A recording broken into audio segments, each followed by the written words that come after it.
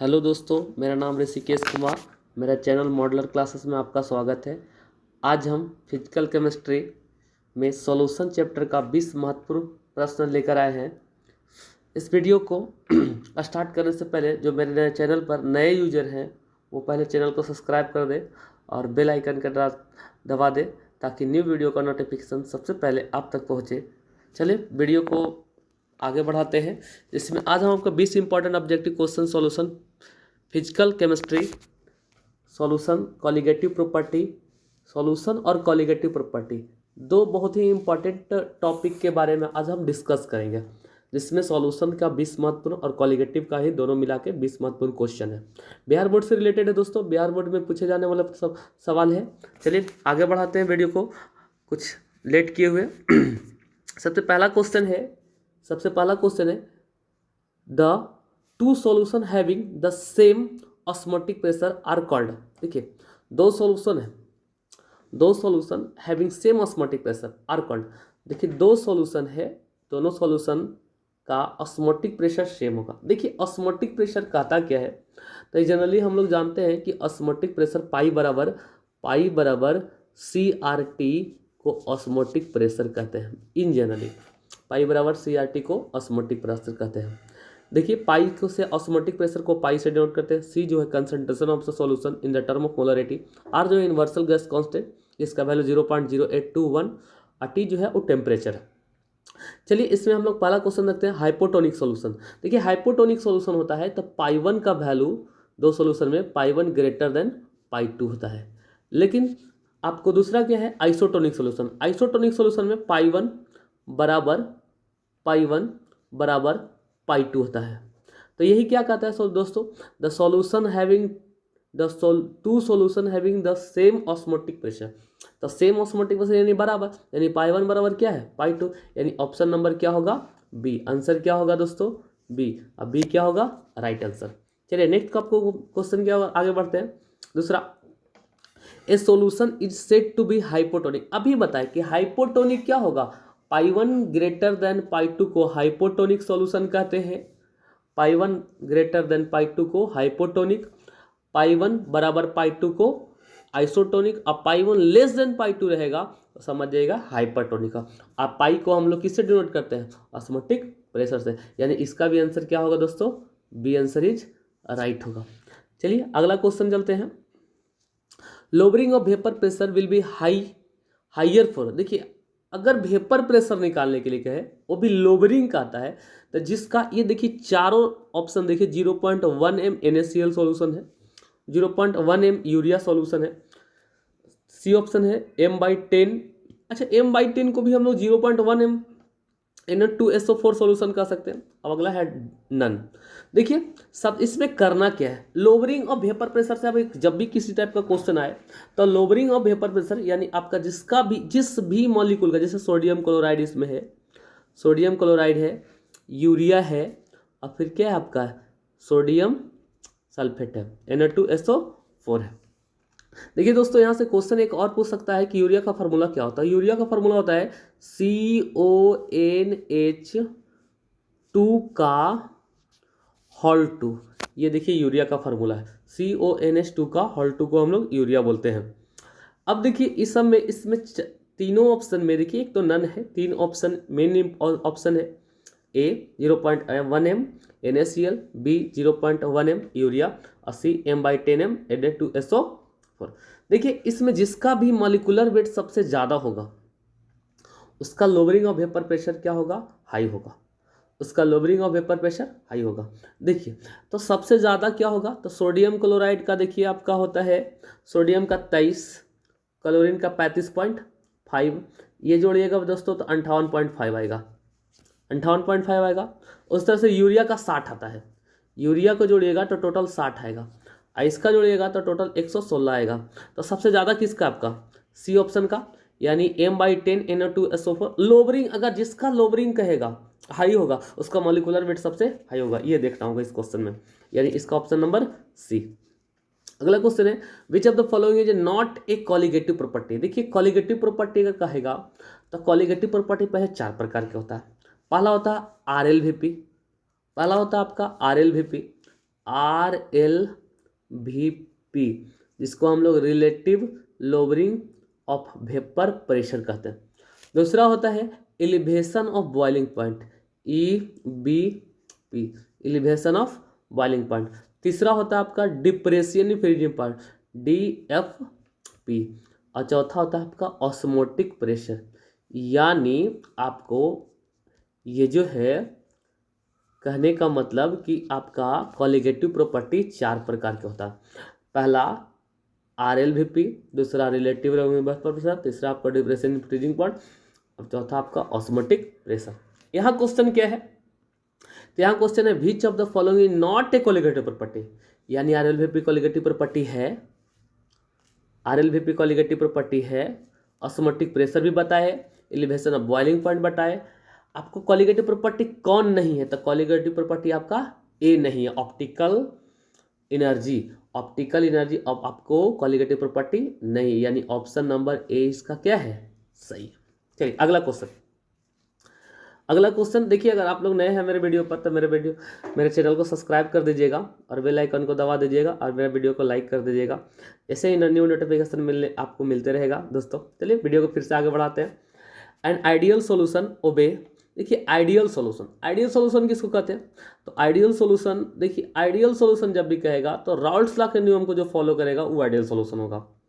Raoult's law के नियम को जो फॉलो करेगा उसको हम लोग आइडियल सोल्यूशन कहते हैं। यानी आपको राउल्ट्स लॉ को फॉलो कौन कर रहा है दोस्तों, तो राउल्ट्स लॉ को फॉलो कर रहा है आपका ए ऑप्शन जो है वो राउल्ट्स लॉ को फॉलो करेगा आइडियल सोल्यूशन। जो राउल्ट्स लॉ को फॉलो नहीं करेगा वो नॉन आइडियल सोल्यूशन होगा।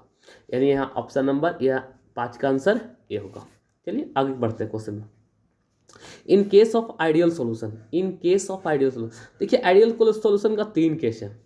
आइडियल सोल्यूशन का 3 केस है। पहला राउल्ट्स लॉ को ओबे करे, राउल्ट्स लॉ के जो नियम को पालन करेगा वो आइडियल सोल्यूशन होगा। दूसरा आपका डेल्टा H मिक्सिंग का वैल्यू 0 होना चाहिए। फिर डेल्टा V मिक्सिंग का वैल्यू 0 होना चाहिए। और तीसरा आपका है सॉल्वेंट बराबर सॉल्वेंट का इंटरेक्शन फोर्स आपस में क्या होना चाहिए, बराबर होना चाहिए। तो 1, 2 और ये 3 इधर। और एक और बताए थे कि जो राउल्ट्स लॉ को पालन करेगा, सबसे पहले राउल्ट्स लॉ को फॉलो करना चाहिए। राउल्ट्स लॉ क्या है, तो जनरली PA बराबर PA डिग्री XA या फिर PB बराबर PB डिग्री XB को ही हम लोग राउल्ट्स लॉ कहते हैं। पहला आपको राउल्ट्स लॉ को फॉलो करना चाहिए, ये राउल्ट्स है, ये दोनों नियम राउल्ट्स लॉ बताया है। राउल्ट्स लॉ को फॉलो करना चाहिए। दूसरा डेल्टा H मिक्सिंग 0 होना चाहिए, डेल्टा V मिक्सिंग 0 होना चाहिए। तो यहाँ पर आपको ऑप्शन जो है दोस्तों कि यहाँ in case of ideal solution, यानी डेल्टा H मिक्सिंग भी है आपका ऑप्शन में है और डेल्टा V मिक्सिंग भी है। यानी यहाँ पर आंसर A भी होगा और यहाँ आंसर B भी होगा। यहाँ बोथ नहीं है, डेल्टा H मिक्सिंग 2 नहीं होगा, डेल्टा V मिक्सिंग 2 नहीं होगा। यानी यहाँ A आंसर भी होगा, B। यहाँ पर दोनों चाहिए दोस्तों कि delta H mixing not equal to 0 रहता तो भी आपका राउल्ट्स लॉ नहीं होता, आइडियल सोल्यूशन नहीं होता। चलिए आगे बढ़ते हैं वीडियो में। फिर which of the following correct representation Henry law जो है आपको सभी को फॉलो करता है। M बराबर KHPV, XA बराबर KHPAV, PA बराबर KHXPAV, ये सभी को हेनरी लॉ फॉलो करवाता है। यानी इसका ऑल होगा आपका। फिर नेक्स्ट आपका in liquid CCl4 which of the following has maximum solubility. देखिए मैक्सिमम सोलेबिलिटी की अगर बात किया जाए तो मैक्सिमम सोलेबिलिटी जो है, सोलेबिलिटी मैक्सिमम ये जो डिपेंड करता है आपका यहाँ पे कि सोलेबिलिटी जिसमें ज़्यादा आपको घुलेगा, तो यहाँ पर ब्रोमीन जो है आपका ज़्यादा सोलूबल होता है CCl4 में। फिर नेक्स्ट क्वेश्चन आपका है which pair formed the following not form the ideal solution. देखिए आइडियल और नॉन आइडियल अगर सेम मॉलिक्यूल है तो आइडियल होगा, अगर सेम नहीं है तो क्या होगा, नॉन आइडियल होगा। यहाँ पूछा का which pair form the following not form ideal solution, यानी देखिए ये दोनों सेम है, ये आइडियल होगा, ये दोनों सेम है, ये आइडियल होगा, ये दोनों सेम है, आइडियल होगा, ये भी कार्बन है, ये दोनों कार्बन कंपाउंड, ये दोनों कार्बन कंपाउंड, ये देखिए इसमें वाटर है और ये क्या है आपका C4H9OH, यानी एक ऑर्गेनिक कंपाउंड और एक वाटर। ये देखिए आइडियल नहीं होगा, मतलब जो सेम सेम रहेगा वो आइडियल होगा और जो सेम नहीं रहेगा वो नॉन आइडियल है। यहाँ नॉट आइडियल पूछा, यानी ऑप्शन क्या होगा, बी होगा दोस्तों। फिर अगला आपका है colligative property of solution are those which depend upon the colligative property generally number of solid particle पर डिपेंड करता है, नेचर ऑफ सॉल्वेंट पर डिपेंड नहीं करता, नेचर ऑफ सॉल्वेंट पर नहीं डिपेंड करेगा, नेचर ऑफ सॉलिड पर भी डिपेंड नहीं करेगा, the number of solvent molecule पर नहीं डिपेंड, ये डिपेंड ओनली फॉर जो करता है नंबर ऑफ सॉलिड पार्टिकल का। और यही कॉलिगेटिव प्रॉपर्टी जो सीपी जो होता है वो directly proportional to number of solid particle भी होता है, नंबर ऑफ सॉलिड पार्टिकल के डायरेक्टली प्रोपोर्शनल भी होता है कॉलिगेटिव प्रॉपर्टी।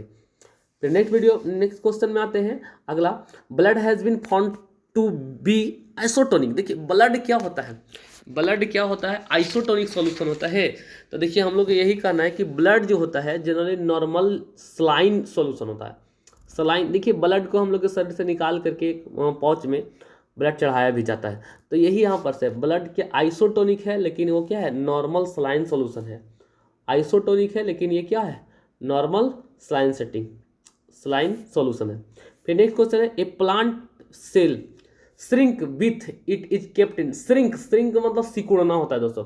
प्लांट का सेल जब सिकुड़ना स्टार्ट कर देता है तो उसको हम लोग हाइपरटोनिक सॉल्यूशन में रखते हैं। प्लांट का सेल अगर सिकुड़ना, श्रिंक मतलब क्या होता है, सिकुड़ना, अगर सिकुड़ना स्टार्ट कर देगा तो उसको हम लोग when it is kept in, kept मतलब रखना, कहाँ रखेंगे, तो आपको हाइपोटोनिक सॉल्यूशन में नहीं, हाइपोटोनिक में नहीं रखेंगे, हाइपरटोनिक सॉल्यूशन में रखेंगे, क्योंकि हाइपरटोनिक सॉल्यूशन में उसको प्लांट को क्या करेगा, ऑस्मोटिक प्रेशर π1 ग्रेटर देन π2 होता है, इसलिए उसको प्लांट के सेल को क्या करेगा, फैला देगा। अगर कोई श्रिंक कर रहा है तो उसको हम लोग हाइपोटोनिक सॉल्यूशन में रखेंगे। फिर नेक्स्ट क्वेश्चन आपको है, सुगर इज ए सोलुबल, मतलब चीनी किसमें, sugar is soluble in water due to, मतलब कहने का मतलब शुगर का फार्मूला क्या होता है, शुगर यानी जिसको हम लोग, शुगर को हम लोग केन शुगर भी बोलते हैं, शुगर को केन शुगर भी कहा जाता है, इसी का नाम सुक्रोज भी है, सुक्रोज भी है, इसी का फार्मूला C12H22O11 है, ये चीनी का फार्मूला है दोस्तों। अब देखिए ये पूछता है कि sugar is soluble in water due to, sugar किसमें सोलुबल होता है, तो have solvation energy, solvation energy तो होगा नहीं, ionic character, sugar ionic character है नहीं क्योंकि ये प्लस माइनस में टूटता नहीं है, हाई डाइपोल मोमेंट, वाटर में डाइपोल मोमेंट भी जनरेट नहीं करवाता, इसको डाइपोल मोमेंट 0 हो जाता है। तो हाइड्रोजन बॉन्ड फॉर्मेशन देखिए जी, हाइड्रोजन बॉन्ड जहाँ पर भी होगा वहाँ पर ये चीनी सोलुबल होगा। हाइड्रोजन बॉन्ड कहाँ बनता है, तो H के साथ जहाँ भी फोन हो, फोन मतलब फ्लोरीन, ऑक्सीजन और नाइट्रोजन जहाँ पर मिले समझ जाइए वहाँ पर हाइड्रोजन बॉन्डिंग बनेगा।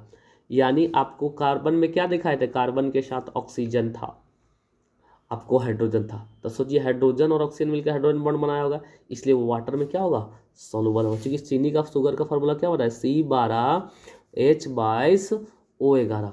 अब देखिए ये O11 है, तो सोचिए ऑक्सीजन और हाइड्रोजन के बीच में कहीं ना कहीं बॉन्डिंग होगा, और कहीं जहाँ भी ऑक्सीजन के साथ हाइड्रोजन के बॉन्ड होगा तो समझ जाइए वहाँ पर वो वाटर में सोलुबल होगा। यानी चीनी जो है, शुगर जो है, हाइड्रोजन बॉन्डिंग के कारण ये वाटर में सोलुबल है, यानी आंसर क्या होगा दोस्तों, डी।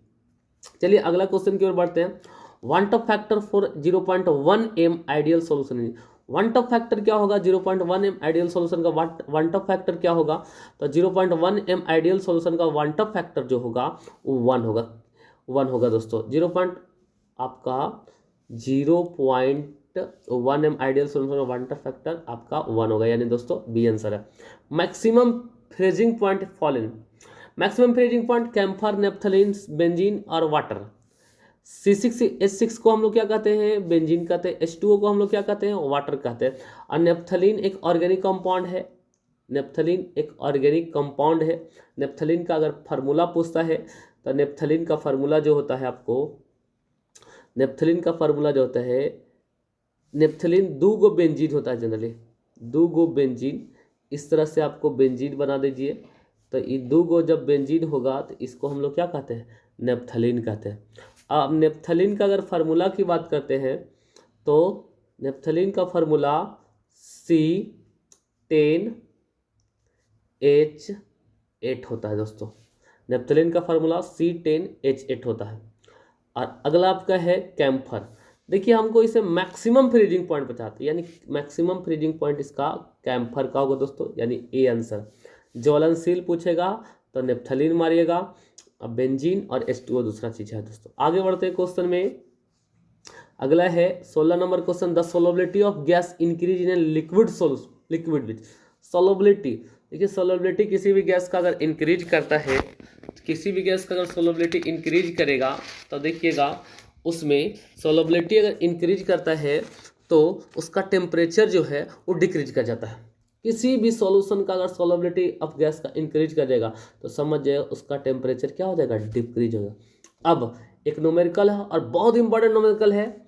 इस न्यूमेरिकल को आपको समझिए कि आपका VBI है, ये क्वेश्चन हर हाल में होगा ही आपके 12th बोर्ड 2021 में, हर हाल में, हर बोर्ड में, आपका CBSE हो या बिहार बोर्ड हो, ये क्वेश्चन हमेशा पूछते रहता है दोस्तों। चलिए इस क्वेश्चन को आगे बढ़ाते हैं।